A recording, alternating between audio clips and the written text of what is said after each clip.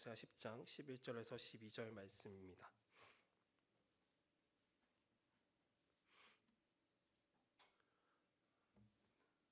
호세아 10장 11절에서 12절 말씀 다 찾으신 줄로 알고 함께 합독하도록 하겠습니다. 에브라임은 마치 길들인 암소 같아서 곡식 밟기를 좋아하나 내가 그의 아름다운 목에 멍에를 메우고 에브라임 위에 사람을 태우리니 유다가 밭을 갈고 야곱이 흙덩이를 깨트리리라. 너희가 자기를 위하여 공의를 심고 인애를 거두라. 너희 묵은 땅을 기경하라. 지금 이 곧 여호와를 찾을 때니 마침내 여호와께서 오사 공의를 비처럼 너희에게 내리시리라. 아멘. 오늘 본문 말씀을 가지고 묵은 땅 아직 끝나지 않은 하나님의 기대라는 제목을 가지고 여러분들과 함께 말씀의 은혜를 나누었으면 좋겠습니다. 저희 집에 저 어머니는 이제 과일을 참 좋아합니다. 그런데 과일을 좋아하시지 않는 분이 계시는데 아버지이십니다. 아버지께서는 이제 과일을 찾아 드시는 편은 아니십니다. 그런데 한 가지 과일에만큼만은 뭔가 이제 애착을 가지고 있는 것 같습니다. 그 과일이 뭐냐면요, 포도입니다. 아버지께서 이제 고향이 충북 영동이신데 영동이라고 하면 이제 포도가 유명하죠. 그래서 고향을 갔다 오실 때마다 포도를 구입해서 오시고 포도를 먹을 때마다 이제 고향에서 나온 그 포도와 항상 비교를 하십니다. 그 고향에서 나온 그 영동 포도를 드실 때는 매우 흡족하게 드시고 고향에서 난 포도가 아닌 경우에는 우리 고향 포도가 더 맛있는데 하면서 이제 항상 비교를 하시더라고요. 제가 이 포도 이야기를 왜 하냐면요, 오늘 본문 호세아 10장의 시작 부분이 하나님께서 포도 이야기를 하시기 때문입니다. 사실 오늘 본문은 이 10장 전체입니다. 그렇기 때문에 성도님들이 성경책을 펼쳐 놓으시고 10장 1절부터 14절까지 하나하나씩 같이 따라오시면 좋을 것 같습니다. 하나님께서 이스라엘을 이제 포도나무로 비유하십니다. 그런데 그냥 단순한 그냥 흔히 볼 수 있는 그런 포도나무가 아니라 줄기잎이 무성한 잘 자라나 있는 곧 있으면은 탐스럽고 아주 달콤한 그런 열매가 주렁주렁 많이 열릴 것처럼 보이는 생명력 넘치는 포도나무로 비유하십니다.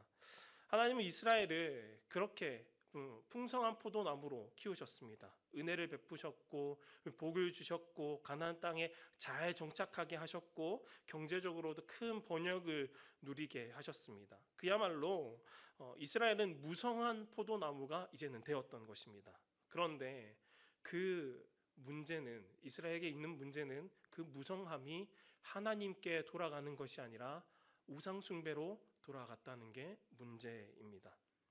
호세아 9장 10절을 보니까 하나님께서 과거의 이스라엘을 이렇게 회상하십니다. 내가 이스라엘을 광야에서 만났을 때 포도를 보는 것 같았다. 광야는 단순히 메마른 땅이 아니라 이스라엘이 애굽에서 탈출하여서 40년간 머물렀던 곳이자 하나님과 언약을 맺었던 곳입니다. 그리고 하나님과 사랑을 나누었고 그곳에서 사랑의 언약, 혼인을 한 그런 깊은 관계를 맺으셨던 그런 장소가 바로 광야입니다. 하나님의 사랑을 가장 많이 체험했던 곳, 특별한 장소가 광야였었습니다. 그런데 이 광야 가운데에서 포도를 발견하는 것이 쉬운 일일까요? 어려운 일일까요? 네, 어려운 일입니다. 거의 불가능에 가까운 일입니다. 광야는 물이 부족하고요, 식물이 자라기 어려운 땅이고 낮에는 타는 듯한 뜨거움으로 밤에는 얼어붙는 추위로 어떤 생명도 살아가기 쉽지 않은 그런 땅입니다. 그런데 그런 광야에서 포도를 만난다는 것은 기적과 같은 일입니다. 이처럼 이스라엘은 하나님께 이런 기적과 같은 대상이었던 것 같습니다. 특별한 대상이었던 것 같습니다. 그래서 하나님께서는 이 특별한 이스라엘 백성에게 복을 내려주셨던 것입니다. 잃었던 영토를 회복하게 하고 국경이 넓어지자 무역과 그리고 세금 수입도 함께 늘어났습니다. 이스라엘은 주요 무역로를 통하여서 상인들이 왔다 갔다 할 때 통행료를 받기도 하고 그리고 국가의 수입이 그렇게 함으로 늘어났었습니다. 국가의 수입이 늘자 백성들의 수입도 많이 늘어납니다. 고고학자이자 성경학자인 존 브라이트 박사는 이렇게 그 시대의 상황을 이렇게 평가하더라고요. 경제적 번영이 너무나도 대단하여서 살아있는 이스라엘 백성 중 그보다 나은 시절을 기억하는 이가 아무도 없었다. 쉽게 말해서 그 누구도 거절할 수 없는 다시 없을 그런 전성기였다는 것입니다. 그 경제적 번영이 어떠한가 제가 한번 살펴보았었습니다. 그러니까 제가 이 자료들을 찾아보니까 엄청 놀랄 만큼 엄청난 번영을 이루었더라고요. 사람들이 다듬은 돌로 만든 집에서 살았었고요. 여름철에는 여름을 피해서 여름 별장에서 살고, 겨울철에는 겨울 추위를 피하여서 겨울 별장에서 살고, 수입한 상아를 가지고 침대를 만들어서 잠을 자고, 고급 양고기 살찐 송아지를 가지고 마음껏 먹으며 대접에다가 포도주를 받아다가 마시고 귀한 향유를 아낌없이 몸에 발라가며 그렇게 살아갔었습니다. 이 부분을 설교를 준비하면서 자료들을 읽다가 솔직히 좀 부럽더라고요. 저도 다듬은 돌로 된, 오늘날로 치면 대리석이겠죠. 대리석으로 만들어진 집에 한번 살아보고 싶은 게 꿈인데, 네, 부럽더라고요. 오늘날은 대리석 식탁 하나 갖추기도 쉽지 않은데 그들은 대리석으로 만들어진 그런 집에서 살았습니다. 계절마다 별장을 오가며 좋은 풍경을 누립니다. 심지어 상아로 만든 침대를 사용합니다. 여러분, 상아로 만든 침대가 편하겠습니까? 무슨 기능이 있습니까? 오늘날처럼 누우면은 안마 기능이 있는 그런 침대인가요? 그렇지 않습니다. 그냥 자기를 과시하기 위해서 상하로 침대를 만든 것입니다. 남들에게 내가 이 정도다라는 것을 보여주기 위해서 사치품으로 그렇게 살아가는 것입니다. 그리고 그들이 먹던 송아지 고기, 저는 아직도 먹어보진 않았지만은 그 살이 부드럽고 맛있다고 하더라고요. 그 당시는 농경 사회였었습니다. 소는 농사를 하기에 가장 중요한 재산 목록 1호입니다. 그리고 송아지는 앞으로 일할 미래의 소이자 곧 미래의 자산이 됩니다. 그런데 그 귀한 송아지를 도축해서 먹었다는 것은 단지 맛으로 누리는 그 쾌락 단 한 가지만을 위하여서 자기 자신의 미래를 소비하는 그런 행위였었습니다. 이렇게 경제적으로 풍요로움을 누리던 그 이스라엘은 그 화려함 뒤에는 사회적으로 어두운 면도 함께 공존했었습니다. 경제적 번영에도 불구하고 부유층은 사치를 누리고 있지만은 서민들은 가난함에 허덕였었습니다. 부자들은 점점 더 부자가 되었고 가난한 자들은 점점 더 착취당하면서 그 가난함의 고통을 받았었습니다. 사회적 빈부격차는 날이 갈수록 벌어졌고 없는 자들은 오늘 한 끼조차 먹을 수 없어서 버거워하는 삶을 살았었습니다. 호세아 12장 7절을 보니까 하나님께서 이렇게 말씀하시더라고요. 함께 읽어보았으면 좋겠습니다. 시작. 이스라엘은 저울을 속여 파는 장사꾼처럼 백성을 속이기를 즐겨한다. 이스라엘의 돈이 없는 자들, 권력이 없는 자들, 인맥도 배움도 없는 자들, 이들은 기울어진 저울, 편파적인 그 판결 속에서 억울함도 함께 겪어야 했었습니다. 결론적으로 하나님께서 이스라엘 백성들을 그렇게 축복해 주셨지만은 이스라엘은 오늘 본문의 표현과 같이 무성한 포도나무로 자랐으나 이스라엘은 그 성장이 전혀 나쁜 곳으로 흘러가기 시작했다는 것입니다. 자신의 쾌락만을 위해서 살아갑니다. 자신을 과시하기 위해서 살아갑니다. 물질이 기준이 되고 물질이 진리가 되었습니다. 쾌락과 편안함이 자신들의 섬김의 대상이 되었습니다. 새로운 유교 성도 여러분, 쾌락과 편안함이 인생의 기준이 되고 돈이 인생의 목적이 되면 그 인생은 반드시 무너집니다. 왜냐하면 돈은 우리의 인생을 지탱해줄 반석이 되지 못하기 때문입니다. 우리의 반석은 오직 우리 하나님뿐이라는 것을 기억하셨으면 좋겠습니다. 돈은 있다가도 없고 없다가도 있는 게 돈입니다. 돈은 그 자체로 목표가 되는 것이 아니라 돈은 단지 도구라는 것을 기억하셔야 합니다. 그런데 그 도구가 나의 신뢰와 믿음을 받기 시작하면은 사람은 그 도구에 끌려다니기 시작합니다. 지배받고 조종당하게 됩니다. 전도서 5장 10절은 이렇게 이야기합니다. 은을 사랑하는 자는 은으로 만족하지 못하고 풍요를 사랑하는 자는 소득으로 만족하지 아니하나니 이것도 헛되도다. 이 말씀은 세상의 돈이 주는 허망함을 솔로몬의 입술로 처절하게 고백한 말씀입니다. 더 가지면 나아질 줄 알았는데, 더 가지니까 오히려 불안해지고, 더 가지니까 채워질 줄 알았는데 갈증만 더 커져서 이 돈이 우리의 갈증을 채우지 못한다라는 것입니다. 오히려 욕망을 더 부풀려서 끝없는 탐욕 가운데로 우리를 파멸시키도록 이끄는 것이라고 말합니다. 그렇다면 성도의 기준은 무엇을 기준으로 살아가야 되겠습니까? 저와 여러분들이 너무나도 잘 아는 것과 같이 하나님의 말씀만이 우리 삶의 기준이 되어야 하는 것입니다. 하나님의 나라와 의가 우리 인생의 목적이 되어야 합니다. 돈은 섬김의 대상이 아니라 하나님을 섬기는 데 쓰임 받아야 할 종이라는 것을 기억하시기 바랍니다.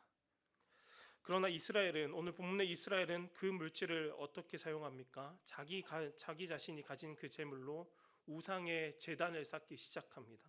하나뿐만이 아니라 여러 개를 쌓습니다. 그리고 자신의 손으로 주상들을 더 아름답게 꾸밉니다. 자기가 받은 모든 것들이 하나님께서 주신 축복인데 그것을 잊어버리고 그 축복을 자기 자신을 위하여서, 자신의 쾌락을 위하여서 바알이 주었다라고 착각하며 바알에게 그 모든 축복을 다 탕진하며 허비하는 모습을 보이는 것이 이스라엘 백성들의 삶이라는 것입니다. 그들이 이렇게 말합니다. 바알이 우리에게 복을 주었다. 바알이 우리의 기도를 들었다. 하나님이 하신 일들을 바알에게 칭찬합니다. 이 모습을 보시는 하나님의 마음이 어떠하시겠습니까? 하나님은 그들을 광야에서 처음 만난 포도와 같이 귀하게 여기셨었습니다. 거칠고 메마른 땅에서 피어난 처음 익은 열매로 처음 낳은 첫 아들과 같이 귀하게 여기셨었습니다. 그런데 이스라엘은 하나님과의 그 특별한 관계를 더 이상 특별하게 여기지 않는 것입니다. 하나님은 하나님대로, 바알은 바알대로, 그리고 하나님과 바알을 함께 섬기는 이스라엘이었었습니다. 하나님을 옆에다가 세워두고 자기 삶의 주인은 바알로 앉혀놓은 삶이 이스라엘의 삶이었었습니다. 이 이스라엘을 보시고 하나님께서 호세아뿐만이 아니라 이사야에게도 이렇게 말씀하십니다. 이사야 5장 1절에서 7절 포도원의 노래인데요. 다 함께 읽어보았으면 좋겠습니다. 2절만 함께 읽어보도록 하겠습니다. 땅을 파서 돌을 제하고 극산품 포도나무를 심었도다. 그 중에 망대를 세웠고 또 그 안에 술틀을 팠도다. 좋은 포도 맺기를 바랐더니 들포도를 맺었도다. 하나님께서는 자신의 그 포도원 가운데 극상품 포도나무를 심으셨습니다. 땅을 파고 돌을 제거하고 망대를 세우는 노력을 기울이셨습니다. 그런데 아무리 그렇게 노력을 기울였지만은 추수 때에 추수를 하러 가보니까 결과는 들포도가 열렸다라는 것입니다.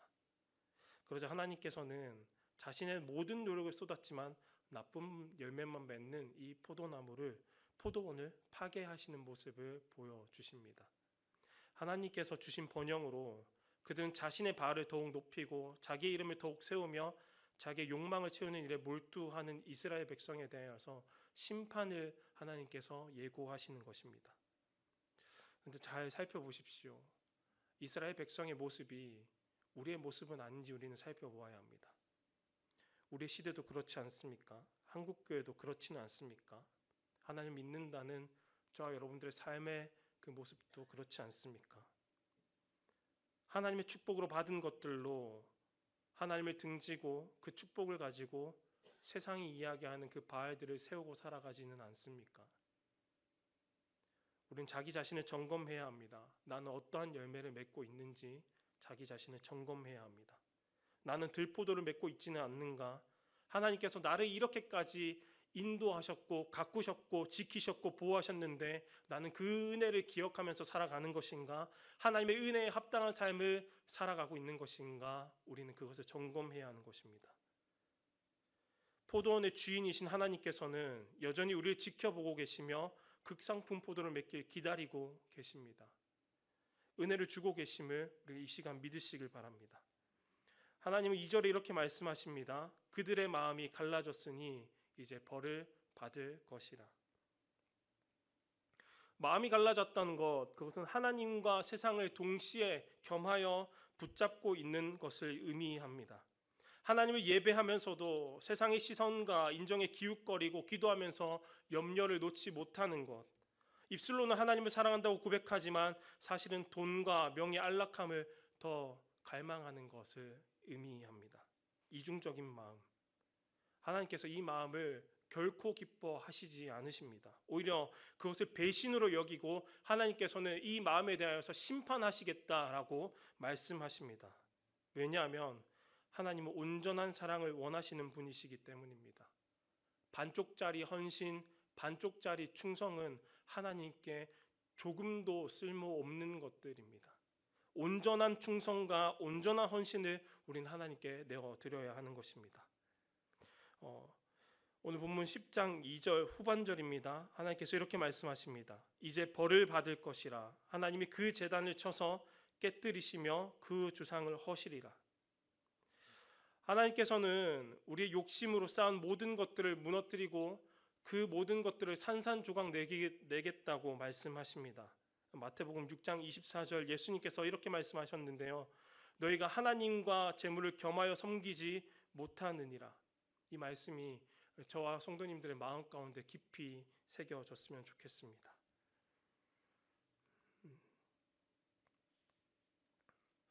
이처럼 하나님께서 이스라엘 백성들에게 이 10장 전체에서 계속해서 심판하시겠다라고 말씀하십니다.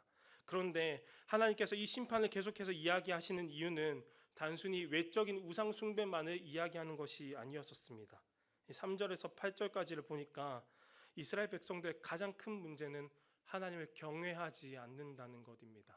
이스라엘 백성들의 왕은 오직 하나님이신데 그들은 하나님의 통치를 거부하며 자기 마음대로 행동하고 헛된 말과 거짓 맹세로 하나님의 백성답게 살지 않은 것을 하나님께서 그것을 심판하시겠다라고도 말씀하십니다. 그런데 하나님께서 계속적으로 심판을 이야기하시다가 잠깐 조금 다른 말씀을 하시는 것이 오늘 본문 12절입니다. 12절을 다 함께 읽어보았으면 좋겠습니다. 함께 읽어봅시다. 너희가 자기를 위하여 공의를 심고 인애를 거두라. 너희 묵은 땅을 기경하라. 지금 곧 여호와를 찾을 때니 마침내 여호와께서 오사 공의를 빛처럼 너희에게 내시리라. 아멘. 하나님께서는 이스라엘의 그 죄악들을 낱낱이 고발하시고 완악한 이스라엘에게 아수르와 바벨론을 보내어서 압제하고 고되게 노동을 하도록 심판하실 것을 계속해서 선언하시는데 갑자기 이 구절이 툭 튀어나옵니다. 지금까지 진노에 찬 하나님인 줄만 알고 공의대로 심판하시기를 그리고 그 죄악이 무르익기까지 활시를 당겨서 조준하고 계시는 그런 무서운 하나님인 줄 알았는데 12절 이 문장이 갑자기 튀어나오는 것입니다. 10장 1절부터 14절까지 죄에 대한 고발과 심판에 대한 내용으로 가득한데 갑자기 그 한가운데 12절이 놓여 있는 것입니다. 흐름상으로 보면은 아무리 읽어봐도 오히려 이 구절은 없어져야 더 자연스럽게 보입니다. 차라리 이 12절을 빼고 읽으면은 앞뒤가 더 자연스럽게 이어집니다. 하지만 하나님은 의도적으로 이 말씀을 그 심판 가장 중심에다가 이 말씀을 두십니다. 하나님께서 왜 그 심판을 계속 이야기하시면서 이 12절을 이 중심에 두셨을까요? 그 이유는 하나님께서 우리에게 이것을 알려주고 싶으셨던 것 같습니다. 심판의 무게가 짓누르는 그 한가운데서도 하나님은 여전히 우리가 회복하길 원하신다라는 것입니다. 10장은 온통 심판에 대한 두려움뿐입니다. 하나님의 그 진노하심에 휩싸일 수밖에 없습니다. 한 절 한 절을 묵상하다 보니까 두려움과 좌절밖에 느껴지지 않더라고요. 그런데 이 12절이 중간에 쓰여 있음으로 말미암아 마치 폭풍 가운데 있는 그 바다 가운데 있는 폭풍이 몰아치는 바다 가운데 있지만은 등대에 한 줄기 빛이 내려지는 것 같은 그런 느낌이었었고 심판으로 곧 무너질 여리고성에 붉은 줄이 내려지는 것처럼 우리에게 은혜의 한 줄기가 12절을 통하여서 내려지는 것을 우리는 경험해야 합니다. 새로운 유괴 성도 여러분, 성도는 이와 같은 하나님의 은혜의 한 줄기로 살아가는 자들입니다. 심판의 상황에서도 하나님의 불쌍히 여기심으로 살아갈 수 있는 것입니다. 그러니 은혜를 구하는 인생이 되어야 합니다. 은혜로 살아가는 인생이 되시기를 바랍니다. 이와 비슷한 구조가 구약 역사 안에서도 반복됩니다. 구약에서 이스라엘 백성들이 광야에서 삶을 살면서 가데스 바네아 사건이 일어납니다. 민수기 13장에서 14절 그리고 14장 신명기 1장에 보면은 이스라엘 백성이 가데스 바네아에서 하나님께 결정적인 불순종을 하는 모습을 우리가 보게 됩니다. 정탐꾼들의 보고를 듣고 두려움에 사로잡히는 이스라엘 백성들이 하나님께서 명령하신 것에 대해서 반대하기 시작합니다. 우린 못 갑니다. 저들을 보십시오. 저들을 보니까 우리는 가면 다 죽습니다. 그러니 우린 가지 않을 것입니다 하면서 하나님께 반대하는 그런 가나안 입장을 거부하는 그런 모습을 보입니다. 그런데 제가 하나님이었다면 이스라엘 백성들의 그 내 명령에 반대하는 모습을 보면서 심판할 것 같지만은 신명기에는 이렇게 이야기합니다. 그 이스라엘 백성들이 반대하는 그 상황 가운데에서도 하나님께서는 은혜를 베푸셨다라고 이야기하는 것입니다. 제가 신명기 1장 30절에서 33절을 읽어드리도록 하겠습니다. 조금 찬찬히 함께 묵상해 보셨으면 좋겠습니다. 너희보다 먼저 가시는 너희의 하나님 여호와께서 애굽에서 너희를 위하여 너희 목전에서 모든 일을 행하신 것 같이 이제도 너희를 위하여 싸우실 것이며 광야에서도 너희가 당하였거니와 사람이 자기의 아들을 안는 것 같이 너희의 하나님 여호와께서 너희가 걸어온 길에서 너희를 안으사 이곳까지 이르게 하셨느니라 하나 이 일에 너희가 너희의 하나님 여호와를 믿지 아니하였도다. 그는 너희보다 먼저 그 길을 가시며 장막 칠 곳을 찾으시고 밤에는 불로 낮에는 구름으로 너희가 갈 길을 지시하신 자이시니라.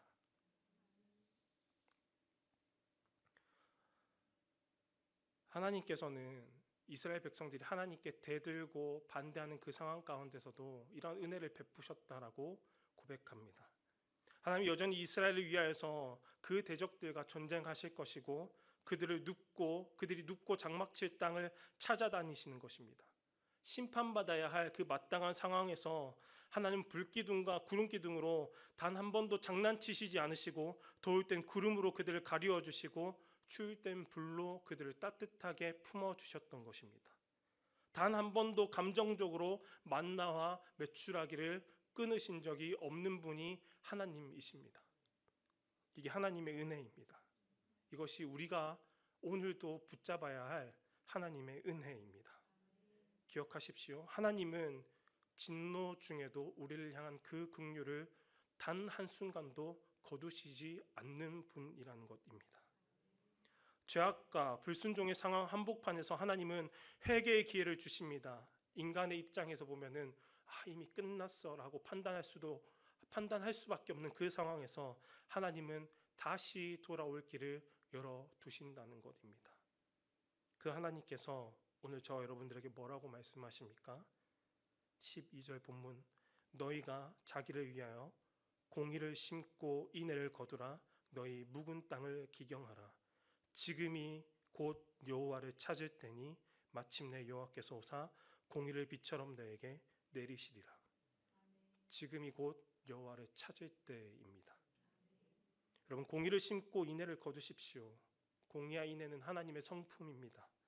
내 삶 속에서 정직하고 말씀을 기준으로 삼아 살아가시기 바랍니다. 하나님의 변치 않는 사랑을 간구하십시오. 하나님의 성품이 내 삶의 성품으로 나타나기를 힘쓰십시오.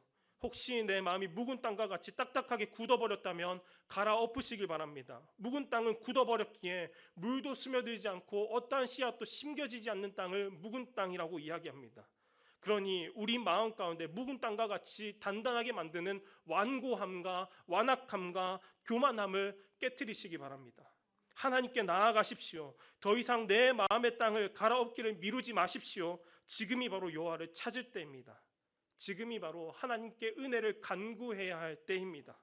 지금이 바로 하나님의 말씀 앞에 우리의 마음을 활짝 열어야 할 때입니다. 제가 이 말씀을 준비하면서 9년 전 일이 생각나더라고요. 9년 전에 여러분들의 모습을 기억하십니까? 9년 전. 그때 내가 젊었었지. 새로운 일기 시작한 지 얼마 안 되었었지. 우리 한창 뜨거웠었지. 매일마다 모여서 뜨개질 하면서 수세미도 만들고 열심히 전도도 하고 기억나십니까? 네. 근데 제가 이야기하고 싶은 것들은 그런 것 말고요. 여러분들 예배 드리던 모습들 기억나십니까? 성도님들께서 기꺼이 아멘으로 화답하였던 그 고백들 기억나십니까? 저는 아직도 그 모습이 기억에 남습니다. 목사님께서 이 자리에 서서 매주마다 반복해서 거의 매주마다 말씀하셨던 그 말씀들이 있습니다. 무엇이냐면요. 주님이면 충분합니다. 주님 한 분만이면 만족합니다. 라는 그 고백들에 대해서 모든 성도님들이 그 자리에 앉아서 한 마음으로 화답하며 아멘이라고 화답하였던 그 모습들 성도님들 기억하십니까? 제가 그 모습을 보면서 엄청나게 크게 놀랐었습니다. 그리고 그 모습을 보면서 너무나도 행복했었습니다. 나도 이런 목회를 하면 좋겠다라는 생각으로 기대와 부푼 꿈을 가지고 이 자리에서 3년 동안 행복하게 전도사로서 사역을 했었던 것 같습니다. 성도님들이 합심하여서 이런 고백을 하신다고 자랑을 학교에서 많이 하였었습니다. 사임하고 시간이 어느 정도 흘렀음에도 불구하고 신대원에서 동기 전도사님들에게 한국교회 아직은 희망이 있다. 주님은 충분하다고 고백하시는 성도님들이 나는 보았고 그분들이 계속해서 그렇게 고백할 것이다라고 동기 전도사님들에게 떵떵거리며 그렇게 자랑했었던 기억이 있습니다. 고작 1개 전도사가 여러분들 그때 그 모습을 이렇게 대단히 여기면서 아직도 자랑거리로 여기면서 기억하고 있는데 하나님께서는 그때 그 장면을 보시면서 어떻게 생각하셨겠습니까? 감히 상상하기로는 하나님께서 그 자리에 그 예배를 받으시면서 그 자리에 모든 천사들 다 불렀을 것입니다. 얘들아 봐라. 나로 충분하다라고 고백하는 사람들이 여기 이렇게 다 모여있다. 하늘나라에 함께 있는 믿음의 그 선배들 다 모아놓고서는 하나님께서 기쁘시게 자랑하셨을 것 같습니다. 저들의 고백이 들리느냐? 나로 충분하다는 저 소리가 들리느냐? 세상으로 만족하지 않고 나로 만족하겠다라는 저들의 저 고백이 들리느냐? 우리와 같은 소리로 하나님께서 아마 자랑하셨지 않겠습니까? 이 시간 이 자리에 계신 저와 여러분들의 지금 마음은 어떠십니까? 여전히 그 고백이 우리의 마음 가운데 메아리 치고 있습니까? 우리 하나님은 오늘도 동일하게 우리의 고백을 듣길 기대하며 기다리고 계신다는 것을 알고 계십니까? 혹은 메말라 그 어떤 것도 심겨지지 않는 땅으로 굳어져 버리진 않으셨습니까? 혹시 내 마음이 굳어진 땅이라면은 지금 이 시간이 하나님을 찾을 때입니다. 하나님 저를 불쌍히 여겨 주십시오. 하나님 저에게 은혜를 주십시오. 하나님 저에게 긍휼을 베풀어 주십시오. 내 마음이 메말라 버렸습니다. 내 마음이 묵은 땅입니다. 주님께서 제 마음을 갈아엎어 주십시오. 기도해야 할 때입니다. 처음 이야기한 호세아 시대의 이스라엘의 식사 재료를 기억하십니까? 송아지를 먹었습니다. 저는 여러분들에게 질문드립니다. 오늘 우리는 무엇을 먹고 있습니까?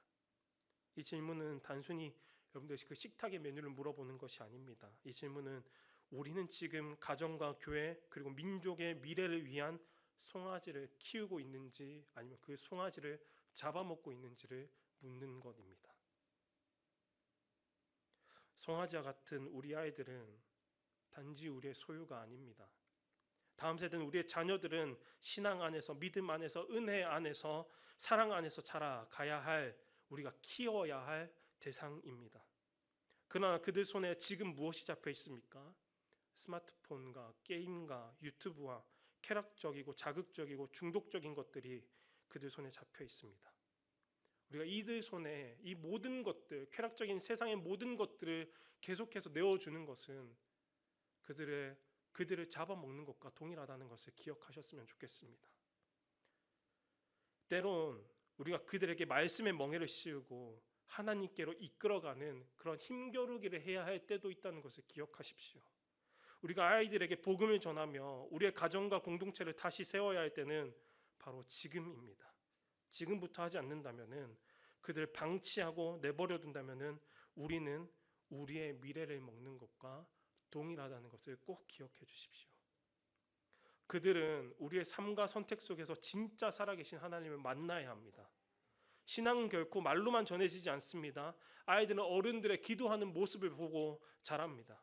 우선순위가 하나님께로 향한 삶의 방향성에서 하나님을 두려워하는 그 삶의 모습을 통하여서 하나님이 살아있구나라는 것을 다음 세대는 배운다는 것을 기억하십시오. 다음 세대가 살아나려면 우리가 먼저 살아야 됩니다. 우리가 먼저 살고 그들을 하나님께로 인도해야 합니다. 말씀을 마치고자 합니다. 설교를 준비하면서 묵상집에 이런 질문과 답이 있더라고요. 시신의 온도는 몇 도일까요? 시신의 온도는 몇 도일까요? 답은 그 주변 온도와 같다입니다. 죽은 몸은 스스로 온기를 낼 수 없기에 주변 환경에 온전히 영향을 받게 됩니다. 그러나 살아있는 몸은 다릅니다. 살아있는 몸은 스스로 열을 내고 스스로 환경을 거슬러서 활동하는 힘이 있습니다. 신앙도 그렇습니다. 살아있는 신앙은 믿음의 신진대사가 활발합니다. 매일매일 말씀으로 호흡하고 기도로 움직이며 사랑으로 그 근육을 단련시킵니다. 하지만 형식만 남은 신앙은 무기력합니다. 그저 환경에 끌려다니고 세상의 흐름에 순응해버립니다. 우리의 신앙이 오늘 또 살아있으려면 이 묵은 마음밭을 새롭게 갈아엎어야 합니다. 하나님의 음성이 들어갈 수 없는 굳은 마음, 은혜의 단비조차 스며들지 못하는 그 닫힌 마음을 우리가 다시 갈아엎어야 하는 것입니다. 우리의 신앙은 하나님 앞에 돌아갈 때만이 그 생명력을 다시 얻는 것을 기억하십시오. 세상에 무력하게 동화되는 것이 아니라 세상을 변화시키는 선한 영향력이 우리 안 가운데 있어야 하는 것입니다. 그러기 위해 가장 먼저 해야 될 것, 다시 한번 말씀드립니다. 우리 마음 가운데 있는 묵은 땅을 기경하십시오. 하나님과 바른 관계를 맺고 이웃과 진실한 사랑의 관계를 세워나가시기 바랍니다. 그것이 바로 공의를 심고 인애를 거두는 올바른 신앙입니다.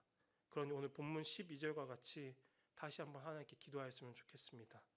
너희는 자기를 위하여 의를 심고 인애를 거두어라. 너희의 묵은 땅을 갈아라. 지금이 여호와를 찾을 때이니 마침내 여호와께서 오셔서 의를 비처럼 너희에게 내리실 것이다. 지금 우리에게 비처럼 쏟아지는 하나님의 은혜의 비가 필요한 줄 믿습니다.